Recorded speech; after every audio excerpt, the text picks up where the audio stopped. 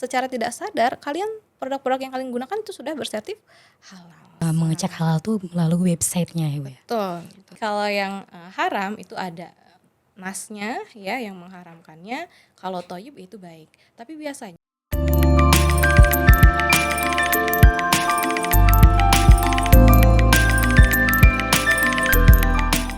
Assalamualaikum warahmatullahi wabarakatuh. Marhaban ya Ramadan. Halo Hasanuddin Muda, kembali lagi di Podcast Sikap, sarana informasi kampus UIN Sultan Maulana Hasanuddin Banten. Bersama saya, Salo Zarifah Sastra, selaku host yang akan menemani teman-teman pada podcast kali ini.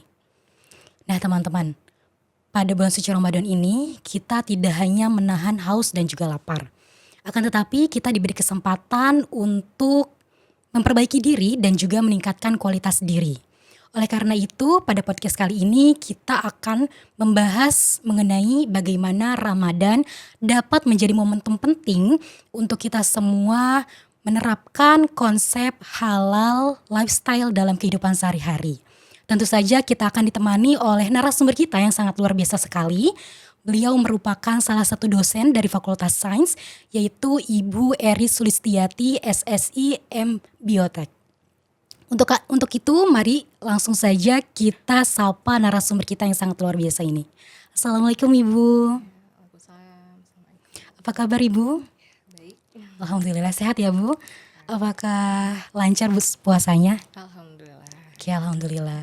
Oh iya Bu, kali ini kita akan membahas mengenai halal lifestyle Ibu. Untuk itu berbicara mengenai halal Bu, apa sih perbedaan mendasar antara konsep halal dan juga toyib?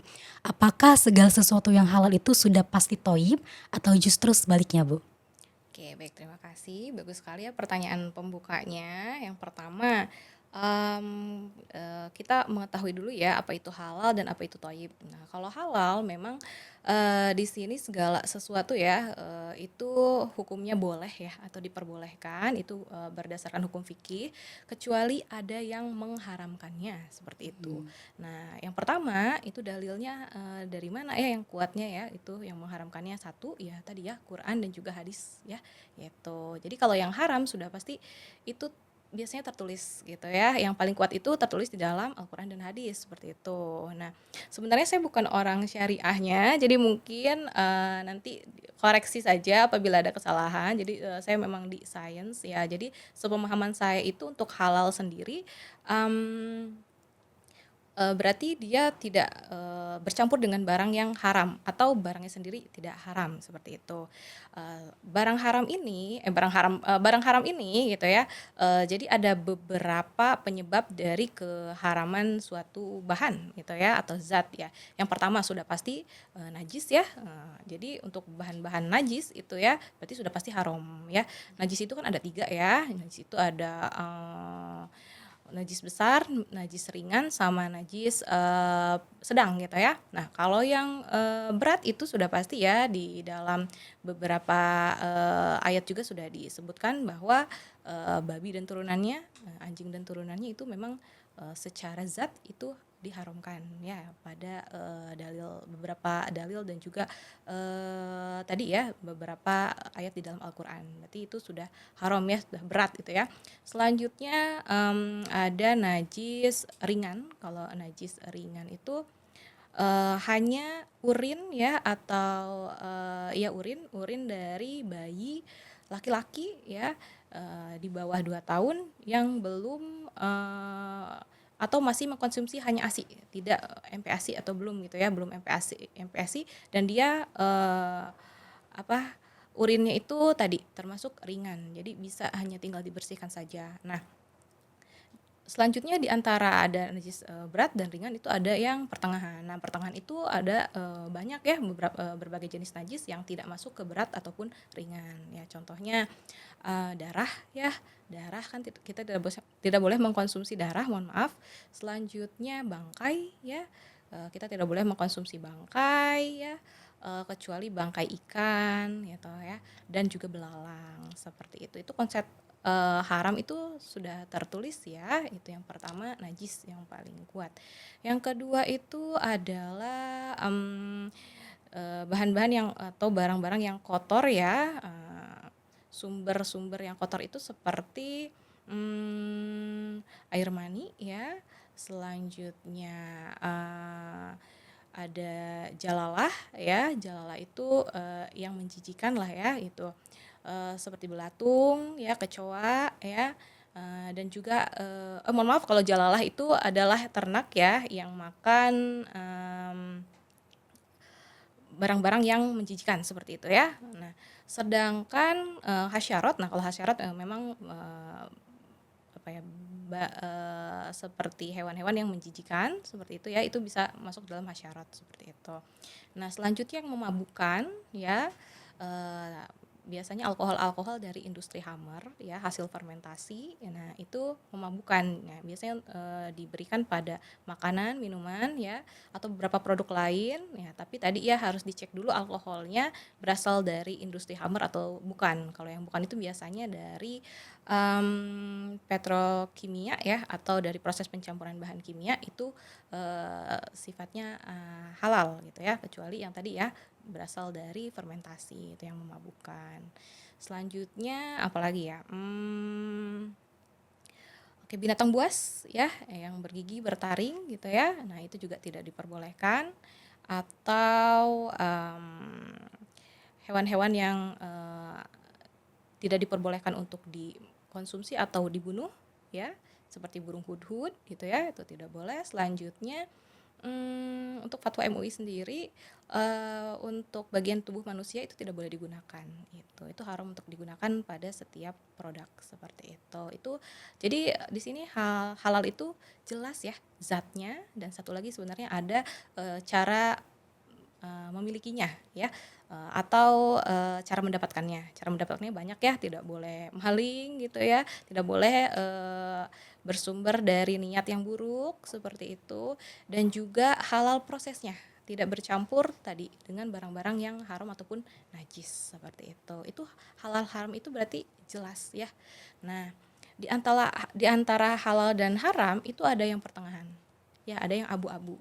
Maksudnya abu-abu, kita tidak bisa melihat gitu ya, tadi ya yang abu-abu ini kebanyakan, sifatnya itu mutanajis ya. Jadi dia halal tapi terkena yang najis atau kontak dengan yang najis, maka menjadi mutanajis. Nah, itu yang menjadi abu-abu ya, dan memang harus ditelusuri gitu ya kehalalannya seperti itu.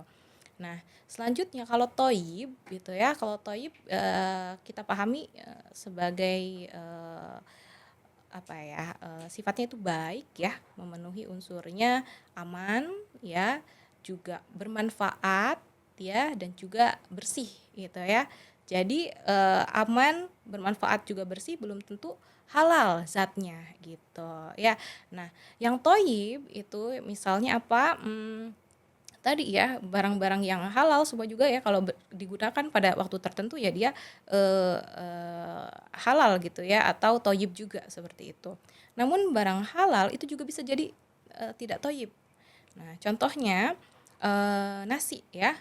Nasi yang kita makan itu kan berasal dari padi ya. Padi itu kan bahan nabati ya, kita tahu bukan berasal dari hewan. Nah, itu hanya melalui proses yang sederhana gitu ya, hanya dibersihkan, dikupas ya dari, cangkangnya seperti itu ya, atau dari legumnya, kemudian ya kita nanak nasi seperti itu. Nah, kita lihat bahwa di sini dia halal ya, selama prosesnya tadi, sederhana gitu ya. Namun setelah jadi nasi, kita biarkan di tempat terbuka gitu selama 24 jam. Nah, ketika kita makan, kita sakit perut. Nah, jadi barang halal mohon maaf, bisa jadi tidak toyib. Ketika tadi dia sudah tidak bermanfaat lagi gitu ya, atau tadi sudah terkontaminasi, sehingga dia, ketika nasi tersebut di ruangan ya, berarti banyak bakteri ya yang tumbuh di sana ya. Bakteri-bakteri tersebut nanti menghasilkan toksin ya, atau, zat beracun untuk tubuh misalnya ya. Jadi ketika kita makan, toksinnya terbawa, berarti, barang halal tersebut menjadi tidak toyib seperti itu. Jadi ada, waktu-waktunya seperti itu. Sekarang yang halal sudah pasti toyib tadi ya, berarti, belum pasti. Sekarang yang toyib, sudah pasti halal atau belum? Tadi tergantung zatnya seperti itu. Nah, terjawab tidak ya? Jadi kalau yang haram itu ada nasnya ya yang mengharamkannya. Kalau toyib itu baik. Tapi biasanya untuk produk-produk yang bersertif halal itu kita lihatnya itu dari kehalalannya dan ketoyibannya. Jadi halal dan toyiban ini tidak bisa dipisahkan ya.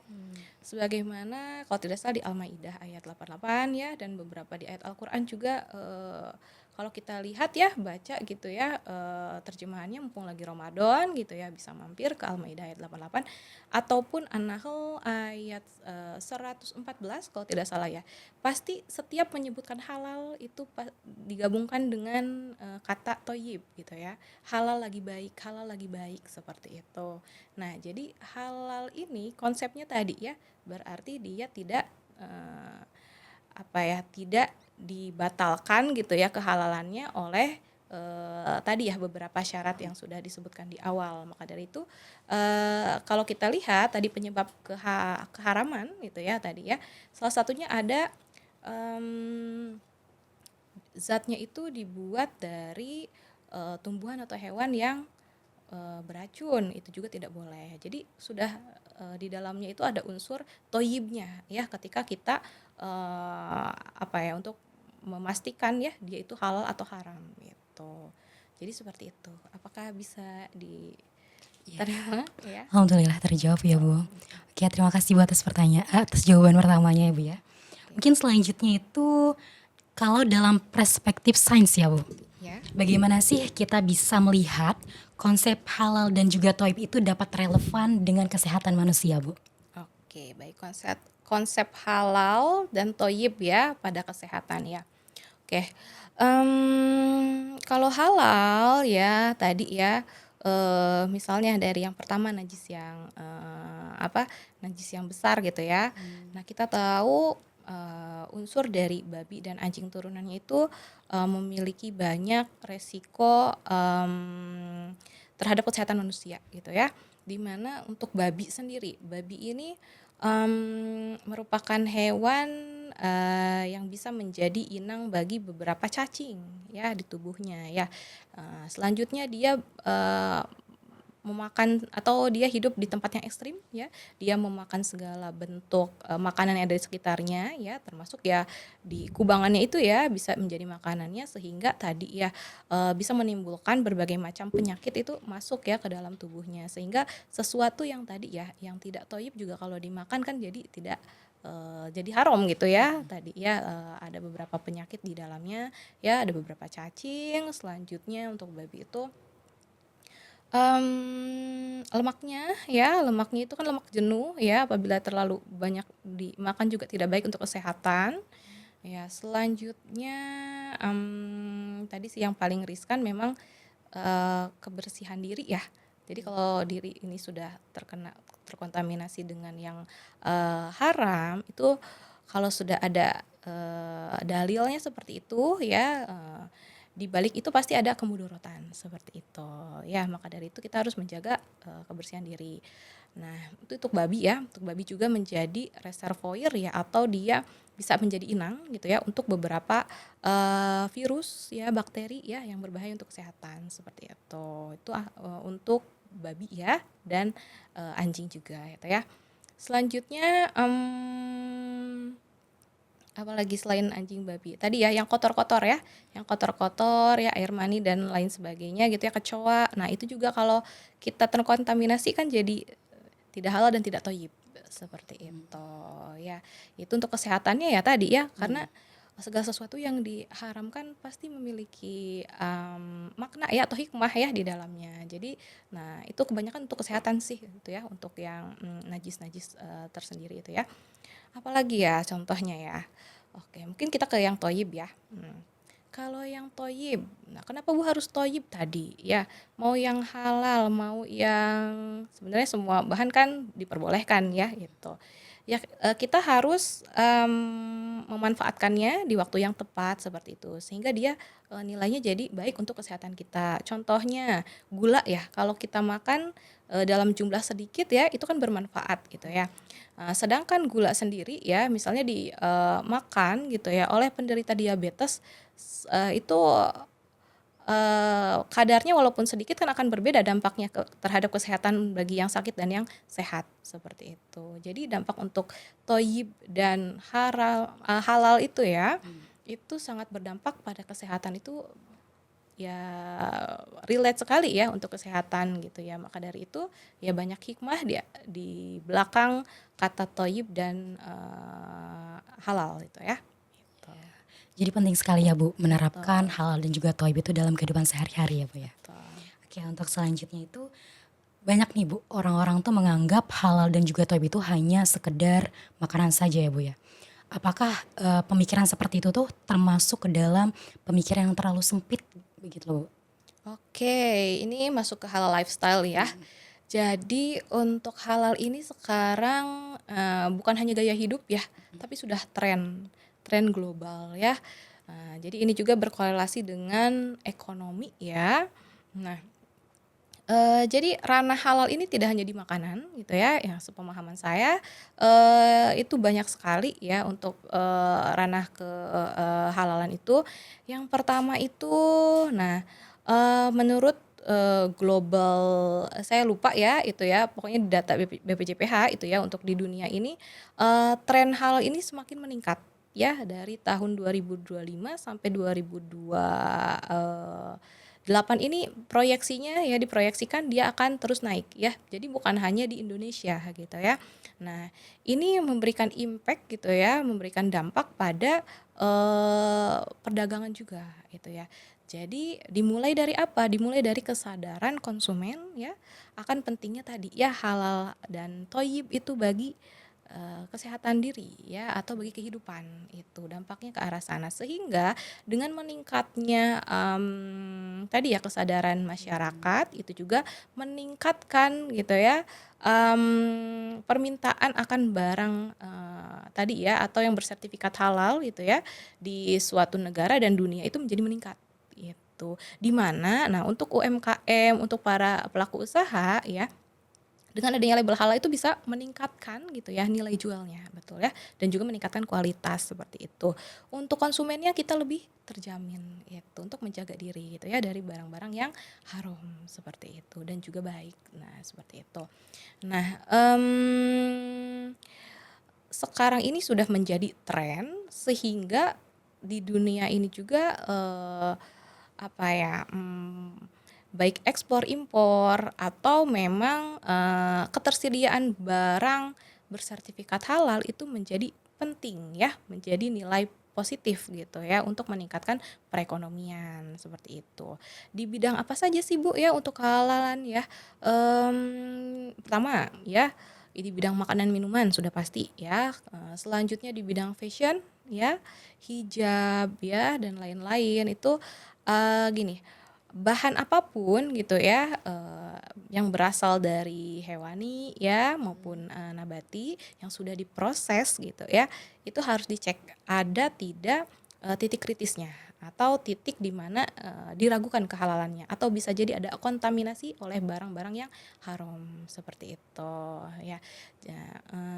Contohnya untuk di bidang apa fashion ya misalnya jaket kulit yang kita gunakan ya harus jelas dulu satu sumbernya dari mana itu ya kulitnya kulit apa ya selanjutnya bahan tambahannya pewarnanya seperti apa ya didapat dari mana gitu zatnya apa sudah bersertif halal atau belum jadi semua bahannya juga dipastikan sudah bersertif halal ya bahan-bahan yang digunakan untuk membuat produk tersebut ya atau membuat si jaket tersebut ya. Selanjutnya bahan penolongnya seperti lemnya juga sama diproduksi di mana, bahannya apa. Tadi kita harus lihat ya proses produksinya ada kontaminasi tidak dari barang yang haram seperti itu ya. Selanjutnya apalagi kalau bahan olahan sih tidak ada ya sepertinya ya. Untuk jaket. Jadi, nah apa yang kita gunakan itu kan akan bersentuhan dengan tubuh ya.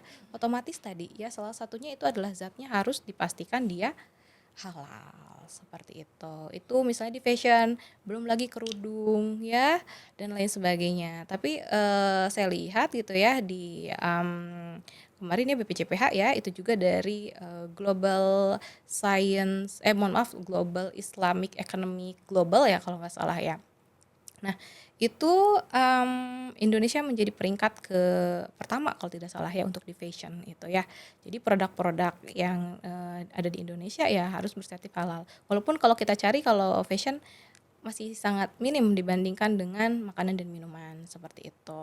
Selanjutnya makanan minuman sudah pasti ya. Kita itu kalau tidak salah keempat ya, keempat apa ya, negara yang menyediakan tadi ya makanan dan minuman halal di domestik gitu ya, gitu di dalam negeri gitu ya. Selanjutnya apa ini, Muslim friendly ya, touring Muslim friendly atau halal untuk turis ya, itu ya, halal untuk turis. Jadi Indonesia ini saya lupa peringkat berapa, tapi itu ada kriteria bahwa di Indonesia ini dia ramah ya untuk para muslim bertraveling gitu. Karena tadi ya terjamin dari beberapa aspek gitu ya. Selanjutnya syariah ya, perekonomian ya, karena itu bukan ranah saya ya. Jadi kalau tidak salah untuk perjanjian dagang semua itu harus halal juga gitu. Jadi halal itu di berbagai aspek kehidupan itu sangat penting sekali gitu ya. Ini saya ada gambar tapi sepertinya nggak apa-apa ya.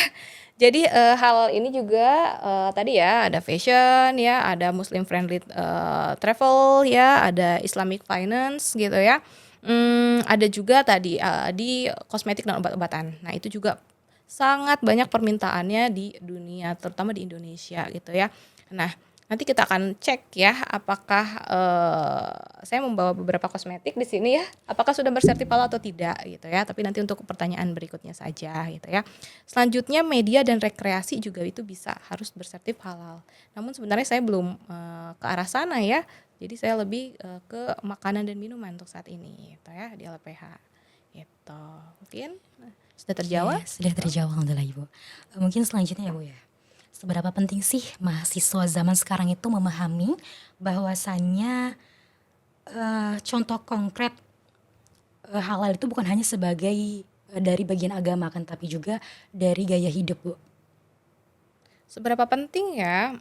Itu balik lagi ke diri sendiri ya. Ketika kita sudah memahami konsep halalan toyiban itu ya, tadi ya apalagi terhadap kesucian diri dan juga terhadap kesehatan ya, itu menjadi sangat penting gitu ya untuk diri masing-masing gitu. Sebenarnya halalan toyiban ini ya balik lagi ya sebenarnya pilihan dia ya untuk mengambil produk yang tadi ya sudah aman gitu ya, atau sudah bersertifikat halal atau belum gitu. Jadi untuk barang apa itu kita sebutnya sebagai barang halal ya di pasaran itu, Bu bagaimana mengetahui barang tersebut halal gitu ya? Salah satunya kita cari ya barang-barang yang sudah bersertif halal. Kenapa? Karena untuk apa itu, menentukan kehalalan produk itu BPJPH ya dengan LPH, kemudian MUI itu kan bekerja sama ya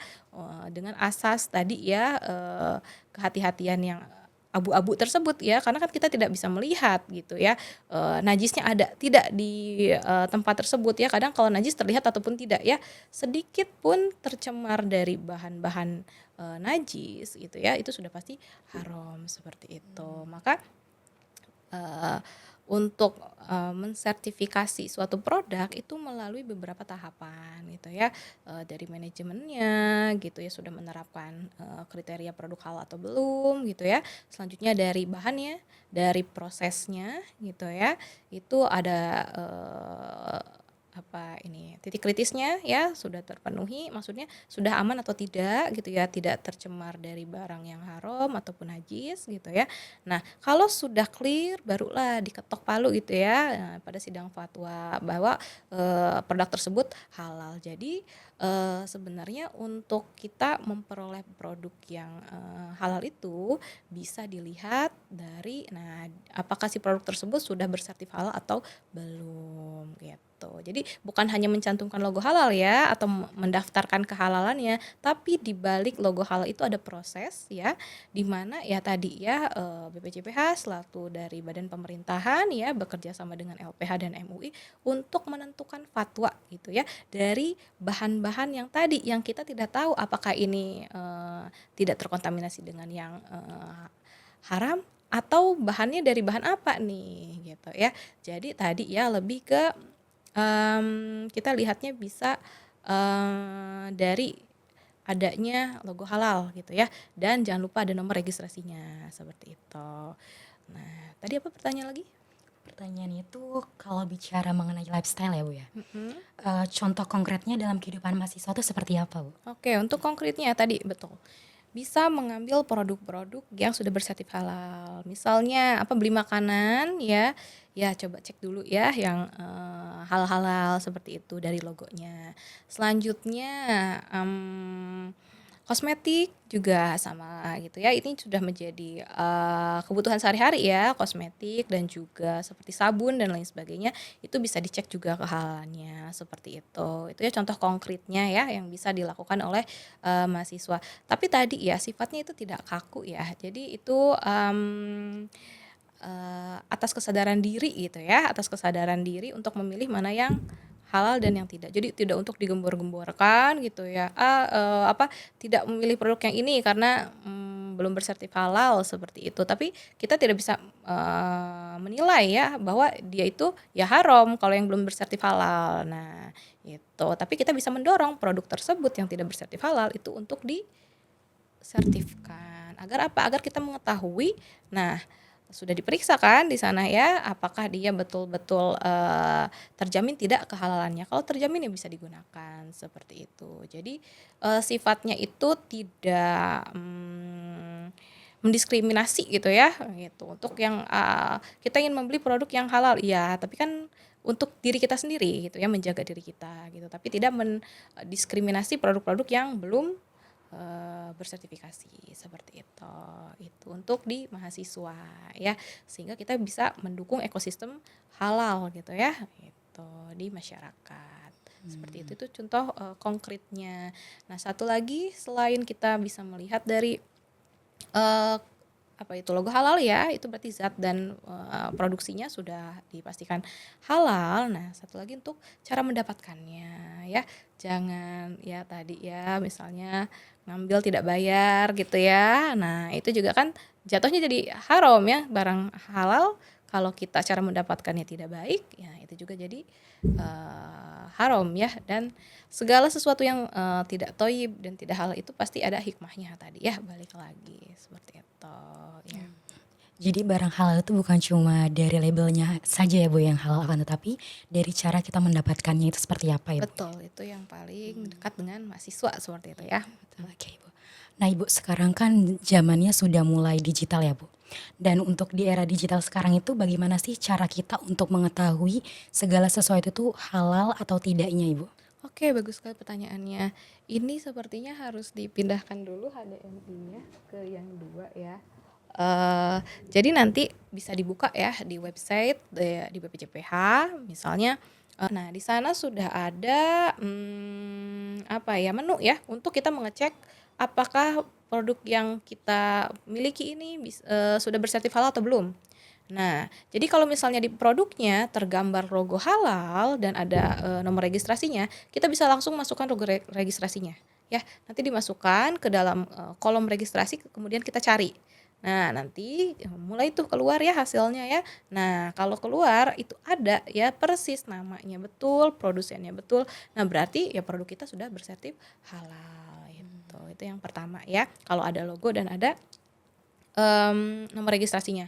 Bu, ini tidak ada logo dan registrasinya ya. Tenang saja ya, belum tentu dia belum bersertifikat halal gitu. Ya karena biasanya yang tadi ya yang tidak ada di dalam kemasannya itu biasanya bisa di dusnya dulu ya, atau di dus besarnya ya itu ditempeli logo halal, atau memang tidak ditempelkan saja seperti itu. Tapi kedepannya produk yang sudah bersertif halal semuanya harus ditempel seperti itu. Kita bisa mencari dari namanya ya, nama produknya yang spesifik. Nah, itu ya kita masukkan nama produknya, nanti dia keluar seperti itu ya. Nah, atau, "Bu, ini kok nggak ada," gitu ya, kita udah masukkan nama produk dan ini tidak ada. Kadang ya sistem juga kadang ada error-nya ya. Jadi kita masukkannya nama produsennya.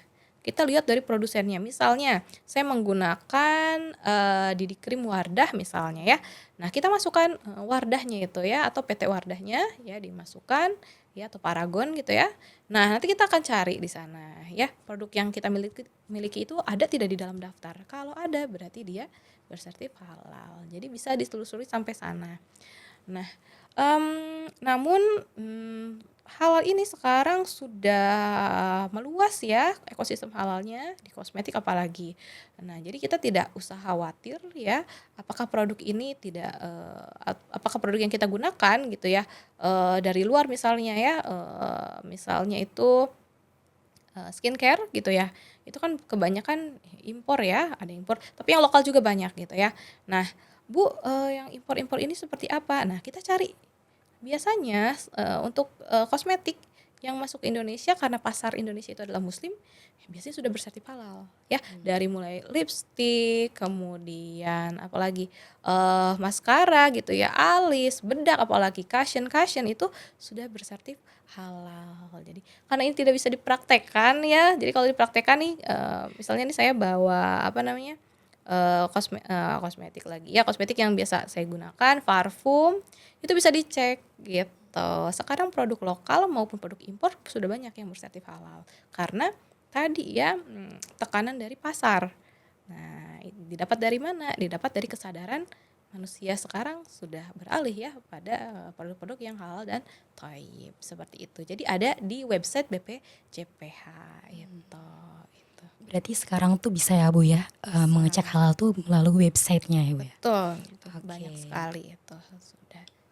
Dan kita kan di Indonesia ini banyak sekali agama ya Bu ya. Ya. Agamanya tuh beragam dan juga sukunya juga beragam. Untuk itu apakah ada tantangan ya Bu, ketika kita menjaga halal di era di mana Indonesia ini sangatlah beragam agamanya ya Bu ya? Oke, baik. Terima kasih ya. Walaupun kita beragam, memang di sini kan dominannya muslim ya. Dan tadi, manusia-manusia sekarang untuk mengakses informasi ya, edukasi ya, tadi ya tentang halal haram itu sangat terbuka melalui berbagai macam media ya. Ada YouTube ya, sekarang akses internet ya, googling juga banyak ya, di dalam, Google kan kita bisa mencari berbagai macam literasi gitu ya. Jadi dengan adanya, kemudahan untuk mencari informasi tersebut ya, seharusnya bisa, meningkatkan tadi ya toleransi kita ya terhadap, mmm, berbagai macam agama. Maksudnya apa? Jadi dengan mengedukasi bahwa konsep halal haram itu seperti apa gitu ya, apa efeknya terhadap kesehatan dan diri gitu ya. Sepertinya menurut saya yang non muslim juga akan paham gitu ya, sehingga mereka juga mulai bisa memilih gitu ya, mau pilih yang mana. Jadi balik lagi, sehingga kesadaran itu dibangun dari satu kelompok ya menjadi kelompok besar seperti itu untuk kehalalan sendiri. Namun sekarang sepertinya sudah, open minded ya semuanya ya, untuk hal haram ini bukan sesuatu yang tabu lagi gitu ya untuk diperbincangkan. Namun memang pada, praktiknya ya kita tidak boleh ekstremis ya, tidak boleh, apa ya, terlalu fanatik gitu ya, apa namanya, hingga menggiring opini yang buruk gitu ya, bahwa kita mendiskriminasi tadi ya, misalnya produk-produk yang, belum bersertifikat halal tapi disebut haram gitu kan tidak boleh misalnya seperti itu gitu ya. Atau kita menyuruh gitu ya orang non-is gitu ya memaksa untuk apa, mengkonsumsi ya, mengkonsumsi yang halal atau kita memaksa gitu ya, para UMK yang non-is gitu ya untuk berlabel dan jadi semuanya itu pilihan gitu ya untuk bersertif halal. Nah itu jadi, sebenarnya tantangannya itu ya tadi ya, balik lagi ke toleransi dan pilihan masing-masing diri gitu ya. gitu. Saya kira sih betul ya sekarang di era digital, literasi dari terutama mahasiswa itu kan lebih tinggi gitu ya sekarang ya, karena mudahnya akses tadi ya terhadap informasi, seperti itu. Jadi toleransi sih, Jadi gitu. pentingnya toleransi ya Bu ya. Betul. Nah, kalau itu bagaimana sih Bu cara kita menjaga konsistensi halal tanpa terlihat terlalu ekstrim dan juga terlalu kaku Bu? Oke, bagaimana ya menjaga, konsistensi halal ya? Tadi ya, dengan adanya tren seperti ini, kita juga menjaga pasar ya, tetap memberikan produk-produk yang sudah bersertif halal terhadap konsumen gitu ya. Dan kita tadi menyuarakan bahwa, haram itu tadi ya, efeknya terhadap kesehatan seperti apa ya, terhadap kebersihan diri seperti apa gitu ya. Jadi konsisten untuk kalau bisa ya menggunakan mohon maaf, barang-barang ya yang sudah bersertif halal. Nah, selain barang itu ada jasa juga yang bersertif halal. Jadi, nah itu sehingga kita bisa mendorong berbagai macam produk itu menjadi halal ya, sehingga ekosistem halalnya semakin meluas ya pada berbagai macam produk. Nah, untuk konsisten memang dimulai dari diri sendiri. Namun tadi ya tidak jangan terlalu ekstremis juga gitu, seperti itu. Jadi untuk menjaga kehalalan ini tidak bisa oleh satu orang, tapi dengan kesadaran satu orang itu bisa berdampak pada kesadaran populasi gitu ya, tingkat meluas gitu ya. Gitu, seperti itu contohnya.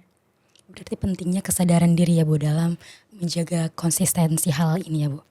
Nah, Betul. untuk itu kan Bu, tadi kan saya sempat bilang di awal tadi bahwasanya Ramadan ini adalah tempat di mana kita memperbaiki diri ya Bu. Berbicara mengenai halal lifestyle ya Bu, apakah halal lifestyle ini hanya kita terapkan di bulan Ramadan saja atau baiknya ke depannya pun kita terapkan Bu? Oke, bagus sekali ya. Oke, mungkin kalau Ramadan kita kan sambil, ini ya tadarus gitu ya dan membaca gitu ya, membaca artinya, oh ini ada halalan thayyiban gitu ya. Jadi kita, mawas diri gitu ya, tentang pentingnya, tadi ya mengkonsumsi yang halal lagi baik. Mungkin itu akan meningkat tapi, konsepnya sebenarnya untuk halal ini berkelanjutan gitu ya. Tidak hanya untuk Ramadan saja semuanya harus halal aja, tidak. Nah, tapi ya ini, ya tadi ya seperti yang data saya sampaikan, dari tahun ke tahun akan naik seperti itu, gitu ya. Untuk para mahasiswa, ya jangan sampai hanya di Ramadan saja karena diingatkan oleh Al-Qur'an yang kita baca, karena mungkin dibacanya ya kebanyakan di hari itu ya, jadi kita membaca semua bagian Al-Qur'an gitu ya. Tadi yang menemukan halalan thayyiban, oh seperti ini gitu ya. Jangan sampai disadarkan oleh Ramadan saja gitu ya. Jadi ke depannya kalau kita sudah terbiasa membeli gitu ya, ngecek produk halal nanti sudah jadi kebiasaan gitu ya. Sehari, 2 hari, 3 hari, sampai 40 hari itu kita sudah terbiasa. Dan kita mulai tahu ya mana produk-produk yang sudah bersertif halal dan dampaknya juga pada diri sendiri. Nah, nanti dampak luasnya akan membangun ekosistem halal di lingkungannya gitu dan juga berdampak pada global gitu ya, ekonomi global tentang halal produk gitu. Jadi penting ya Bu untuk menjaga lifestyle halal ini bukan hanya di bulan Ramadan ya Bu, akan tetapi Betul, di hari-hari berikutnya pun harus tetap diterapkan ya Bu. Nah Ibu, betul. sudah tidak terasa ya, sudah 30 menit kita berbincang tentang halal lifestyle. Mungkin sebelum kita tutup boleh berikan nasihat untuk mahasiswa-mahasiswa di rumah, Oke. tentunya tentang lifestyle halal untuk mahasiswa mungkin ingin memulai dari sekarang gitu Bu. Oke, oke, untuk para mahasiswa ya. Oke, hal lifestyle itu bisa, sangat mudah dilakukan dari hal-hal kecil seperti, memilih makanan ya, produk-produk lain untuk kita konsumsi ya seperti sabun gitu ya, pakaian karena pakaian belum banyak jadi kita mulai dari langkah memilih produk yang sudah bersertif halal seperti itu. Atau tidak kita mengetahui cara pembuatannya gitu ya. Jadi cara pembuatannya itu harus clear gitu ya, harus kita tahu gitu ya langsung bahwa dia tidak terkontaminasi dari bahan-bahan yang, najis gitu ataupun haram seperti itu. Jadi dimulai dari milih produk gitu. bisa dimulai dari sekarang, sangat bisa gitu. Atau mungkin secara tidak sadar kalian produk-produk yang kalian gunakan itu sudah bersertif halal seperti itu. Jadi boleh langsung dicek di BPJPH-nya seperti itu. Itu silakan. Itu Ya, saja. oke. Ibu terima kasih banyak ya Bu atas waktunya dan juga pesan dan kesannya untuk mahasiswa untuk menjaga konsistensi halal tentunya ya Bu ya. Mungkin itu saja ya Bu yang dapat kita sampaikan pada podcast kali ini. Untuk itu saya Salwa Zarifah Sastra selaku host pada podcast kali ini pamit undur diri. Billahi taufiq wal husnul. Wassalamualaikum warahmatullahi wabarakatuh. Waalaikumsalam warahmatullahi wabarakatuh. Terima kasih.